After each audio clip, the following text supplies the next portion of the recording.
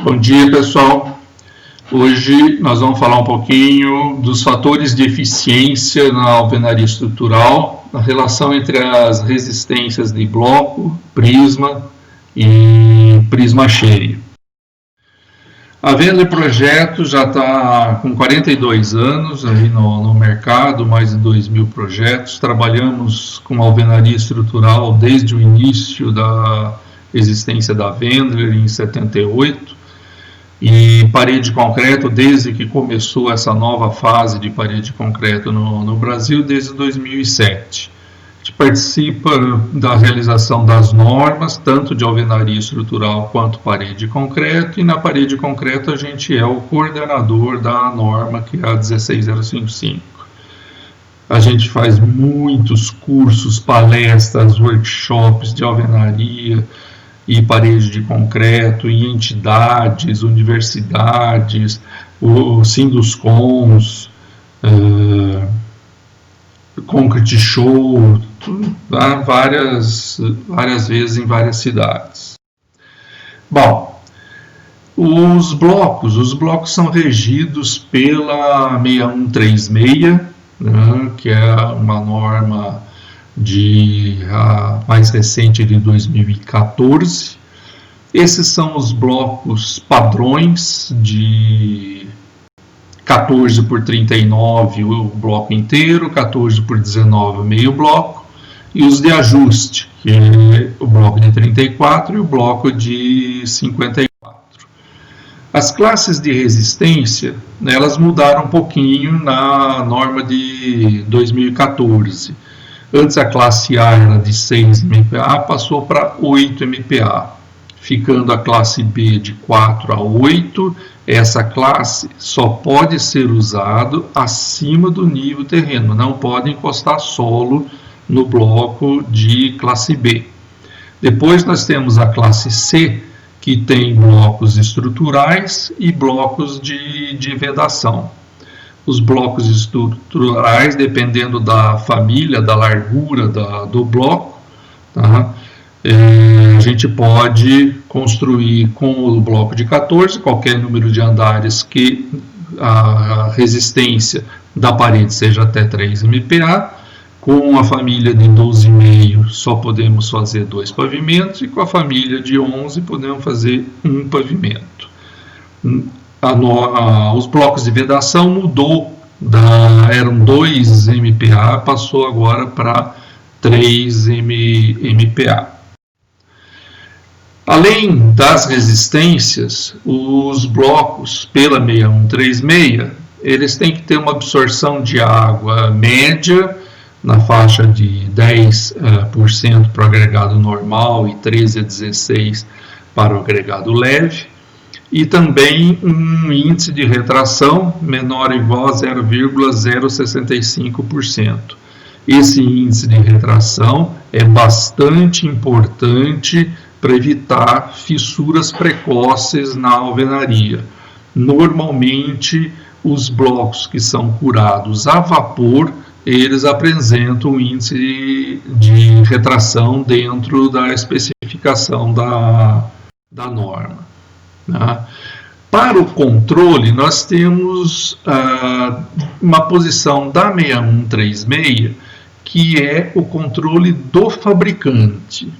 Então, o controle do fabricante depende do número de blocos que ele vai fazer em cada lote, 5, 5 a 10 ou 10 a 20 mil. Tá? Em cada uma dessas quantidades, eu tenho uma quantidade de blocos para amostra e as que vão nos ensaios que a gente vai fazer. Tá? Então, vamos só pegar como exemplo, aqui de 5.000 a 10.000, eu tenho que ter 8 ou 11 blocos para a prova e mais 8 ou 11 que vão ficar de contraprova, tá? O ensaio de resistência à compressão e dimensional com 8 blocos, tá? Pelo critério estabelecido no 651, e 5 se for pelo critério estabelecido no 652. Tá? para os ensaios de absorção era líquida, bastam 3 blocos. Para o controle da construtora, quem vai reger isso já é a 16868, que é a nova norma de alvenaria, que acabou da gente fazer a consulta nacional e já foi para a ABNT para fazer a publicação. Tá? Então, aqui, no controle da construtora, tá, nós podemos admitir a amostragem, que pode ser dispensada se os blocos forem fornecidos por fabricantes com certificação de qualidade e acreditados, se o FBK for menor ou igual a 14, e se forem realizados ensaios de controle de prisma em todos os pavimentos. Então, nessas condições, eu não preciso repetir na obra o ensaio de bloco que já foi feito na fábrica. Tá?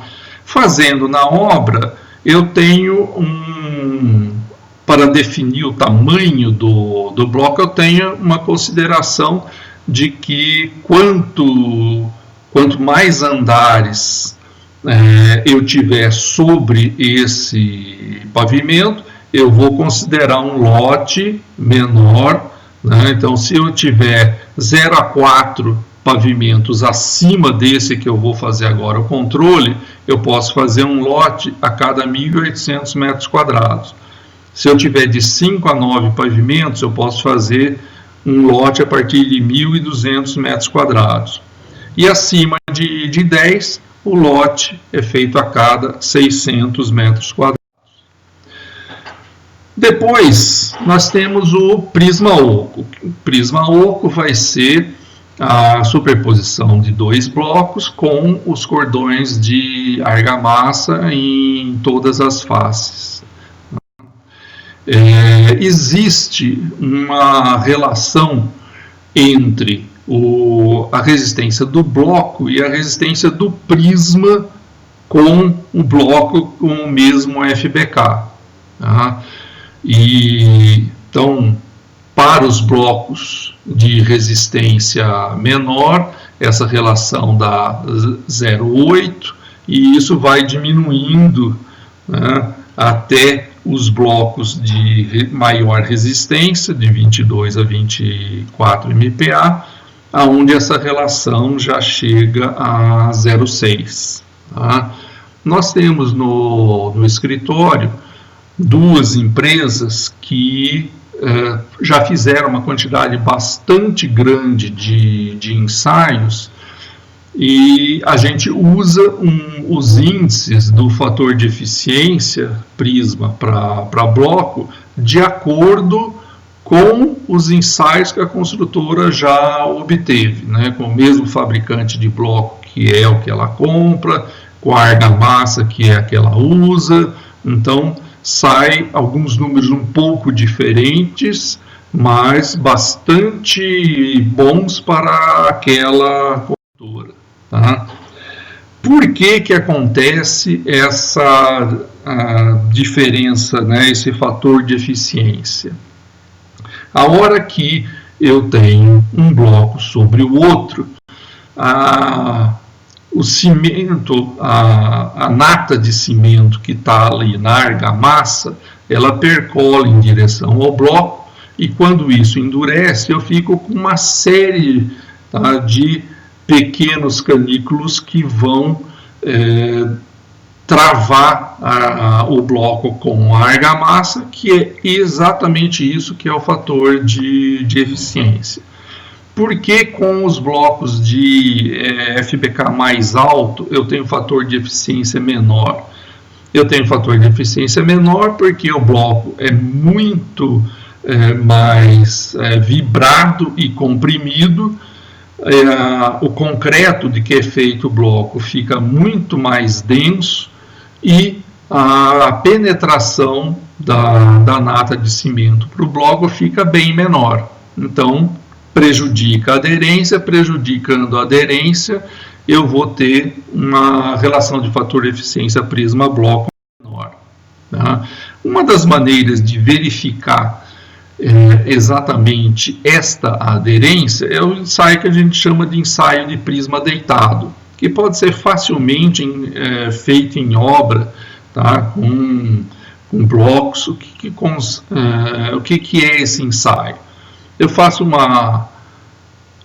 um prisma de 5 blocos que vão ficar apoiados em 2 e vou colocando o peso em cima. A hora que, né, ele der a deformação, que ele abrir a fissura na face inferior, como mostra essa figura do lado direito, tá? A gente tem a carga, tem o momento e dá para tirar qual foi a força que produziu isso, e com a força produzir uma tensão, e essa vai ser a tensão de aderência.